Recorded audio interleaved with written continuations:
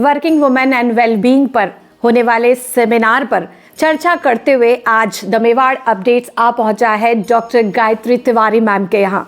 हालांकि उनको किसी परिचय की ज़रूरत नहीं है क्योंकि उनका अपना एक खास व्यक्तित्व उदयपुर में और शिक्षा जगत में रहता है, लेकिन फिर भी आइए हम जानते हैं उनकी जुबानी उनका परिचय। मैम नमस्कार, द मेवाड़ अपडेट्स पे आपका बहुत सारा स्वागत है। थैंक यू सो मच भावना जी। मैं शुक्रगुजार हूँ मेवाड़ अपडेट्स की, जिन्होंने मुझे इस लायक समझा कि मैं लोगों से मुखातिब हो पाऊँ इस बात के लिए कि वर्किंग वुमेन और वेलबींग जी मैम, इस पर बात करी है आपने। और मैं ये चाहती हूँ कि जब आपने परिचय की बात करी है तो मेरा परिचय मैं प्रोफेशनली दूँ तो मैं प्रोफेसर गायत्री तिवारी हूँ, लेकिन मैं अपने आप को खाली गायत्री तक डिलिमिट कर देती हूँ क्योंकि ये जो प्रोफेशन है तो बाद में आता है। पहले हम खुद भी अपने जो है ज़िंदगी के कई सारे मुकाम पर चलते हुए यहाँ तक पहुँचते हैं और मैंने अपने 6 दशक पूरे कर लिए हैं। 6 दशक। मुझे बड़ा गर्व है इस बात को कहते हुए कि सारी दुनिया का मेरे साथ बहुत लाड़ रहा है। मैं सारी दुनिया को कहती हूँ क्योंकि मेरी दुनिया मेरे आसपास नहीं है, जो लोग मुझे नहीं दिखते वो भी मेरी दुनिया है, ऐसा मेरा मानना है। और वर्किंग वुमेन की जब हम बात करते हैं उससे पहले मैं ये बता दूँ कि जो मेरा विषय है, मैं होम साइंस कॉलेज में ही पढ़ी और वहीं फर्श से अर्श तक का सफ़र तय किया है मैंने। वहीं स्टूडेंट रहे, वहीं स्टाफ रहे, हेड रहे और 13 स्टेट की मैं नेशनल कोऑर्डिनेटर रही हूँ, all India coordinated research project की। मेरा विषय जो है वो मानव विकास और पारिवारिक अध्ययन, human development and family studies, जो कि कोख से कब्र तक की पढ़ाई है, जिसके बारे में बहुत कम लोग जानते हैं कि ये भी एक विषय होता है। मैं सोचती हूँ जहाँ भी इंसान है वहाँ हमारा विषय निश्चित रूप से होता है। मैं सौभाग्यशाली हूँ कि मैंने इस विषय को पढ़ा है। मैं सबसे पहले जो आयोजक हैं इस सेमिनार के, इंटरनेशनल कॉन्फ्रेंस के, उनको बधाई देती हूँ कि इतने समीचीन विषय पर आपने जो है बात करने की रखी है, मौका दिया है। और डॉक्टर सुनीता मिश्रा जो माननीय कुलपति हैं, साथ ही डॉक्टर विजयलक्ष्मी चौहान और डॉक्टर डोली मोगरा और सारे आयोजक जो इसके लिए इतने प्रयासरत हैं, निश्चित रूप से ये बहुत सफलतम सिद्ध होगा।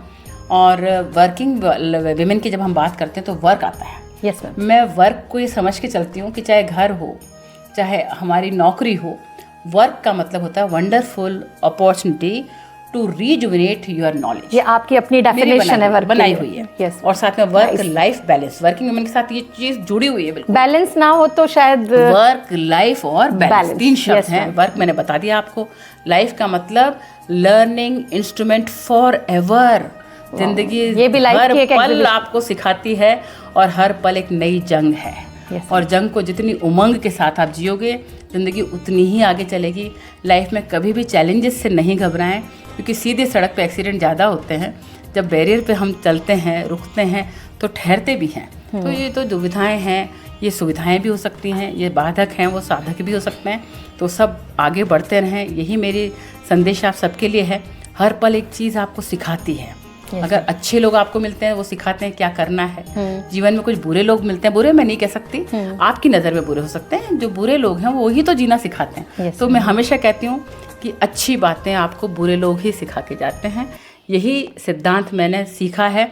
आप अपने रास्ते पे चलते जाएं, उस चिड़िया की तरह जो डाल पे बैठी है उसको डाल पे भरोसा नहीं है, उसको अपने पंखों पे भरोसा है कि डाल कभी भी टूट जाएगी, मैं तो ये उड़ जाऊंगी। तो जीवन में जिसको अपने आप पे भरोसा है वो कुछ भी, कहीं भी, कभी भी कर सकता है। ईश्वर सभी को ये नेमत बख्शे। इसी उम्मीद के साथ असीम शुभकामनाएं। बहुत बहुत धन्यवाद, आपने मुझे मौका दिया।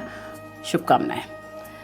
मैम, जैसे अभी आपने बताया कि हम चलते रहते हैं, प्लेन सड़क होती है, चलते रहते हैं, लेकिन उनमें हर्डल्स आना ज़रूरी है। तो मैं ये इतना समझती हूँ कि हर्डल्स आते हैं तो जैसा आपने कहा, हम रुकते हैं, री एनर्जाइज होते हैं, सोचते हैं और फिर आगे बढ़ते हैं। उससे हमारी शक्ति में विकास होता है। लेकिन और भी इसके बहुत सारे मायने हैं, वो हम सुनना चाहेंगे। हाँ, मैं सोचती हूँ जैसे हर्डल्स को कहते हैं तो आम भाषा में हम संघर्ष वर्ष यूज करते हैं कि बहुत संघर्ष है मेरे जीवन में, स्ट्रगल बहुत है। तो उसको थोड़ा सा शब्द को तोड़ दें अपन, तो संघर्ष के संघर्ष मतलब जिसके साथ मिलके आपको हर्ष लगे, खुशी का अनुभव, वो संघर्ष है।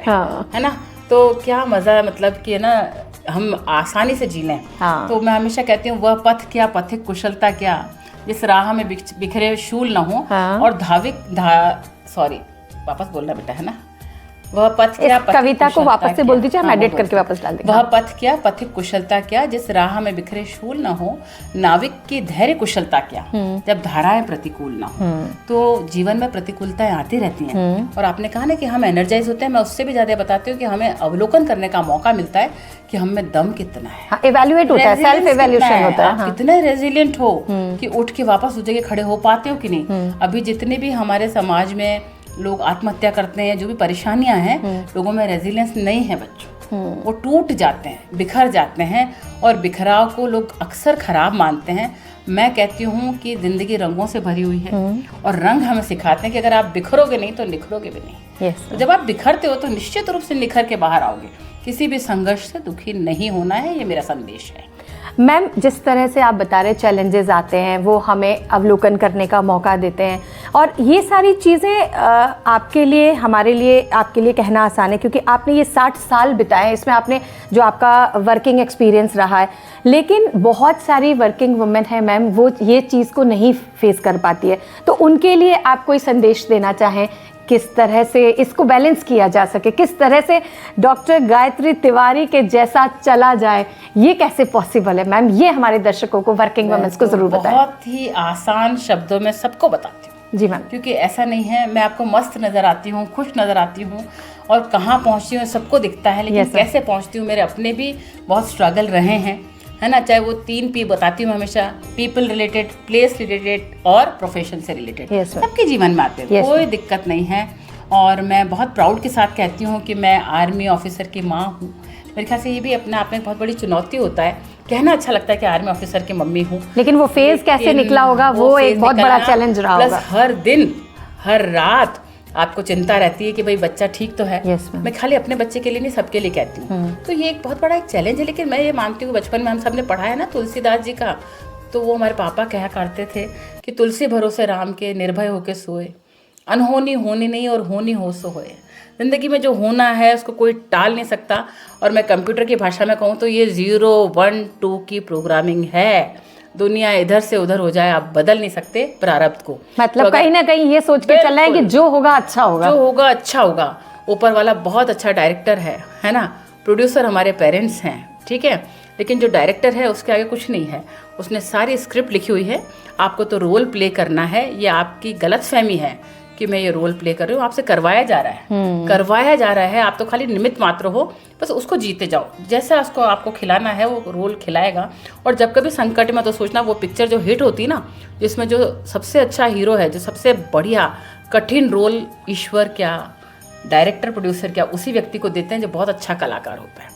तो जब आपके सामने बहुत चुनौतियाँ आए तो समझ लेना कि मेरी पिक्चर हिट होने वाली है, और हम बहुत अच्छे कलाकार हैं, हमारे सामने इतनी सारी चुनौतियाँ आ रही हैं, जब हम उससे उबरते हैं तो हमारी पिक्चर निश्चित रूप से हिट होगी, और ज़िंदगी हिट ही होगी।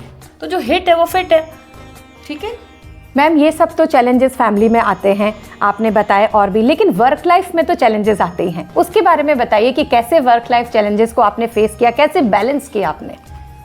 जब आप पूछ ही रहे तो मैं बता देती हूँ कि ये बड़ा दुर्भाग्यपूर्ण रहा मेरे साथ कि जो विषय हम पढ़ते हैं और जीना चाहिए हमें, तो विडंबना ये रही कि जब मैं नौकरी में थी और मेरा बेटा 8 महीने का था, हम इस बात को बड़ा शौक से कहते हैं कि नहीं भाई ब्रेस्ट फीडिंग करनी चाहिए, ब्रेस्ट फीड करना चाहिए, स्तनपान पे पूरा हफ्ता मनाया जाता है अगस्त में, काफी वैश्विक स्तर पर मनाया जाता है। बिल्कुल। और जब हम उसको 8 महीने का मेरा बेटा था, तो जो भी हमारी मैडम थी विभागाध्यक्षा, आज इस मौके पे मैं उनका नाम नहीं लेना चाहूँगी, लेकिन उन्होंने बड़ा स्ट्रिक्टली मुझे कह दिया था कि नहीं कोई ज़रूरत नहीं ब्रेस्ट फीडिंग की, टॉप फीडिंग शुरू करो, बहुत बड़ा हो गया, 8 महीने का बच्चा है ना।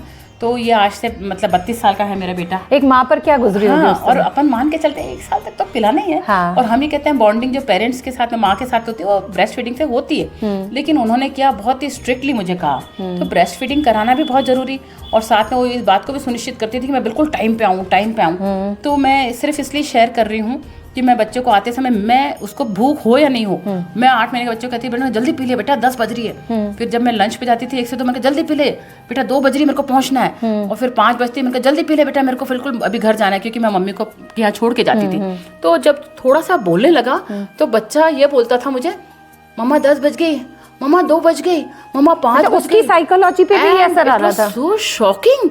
मुझे लगता था इस बच्चे को 3 अक्षर ही याद रह गए कि भाई 10 बज गई, 2 बज गई, 5 बज गई। वो मतलब इतना मेरे को डिसअपॉइंटिंग लगता है, और मेरे को आज भी मेरे को रोंगटे खड़े हो जाते हैं कि बच्चे के बिल्कुल कोमल मन पर जो छाप पड़ी कि मेरी माँ को मेरी फीड से ज्यादा मतलब टाइम की चिंता है। उसको समझ में नहीं आता था, लेकिन मुझे लगता था कि मैं अननोइंगली, अनइंटेंशनली उसको कितना भावात्मक रूप से टॉर्चर कर रही हूँ।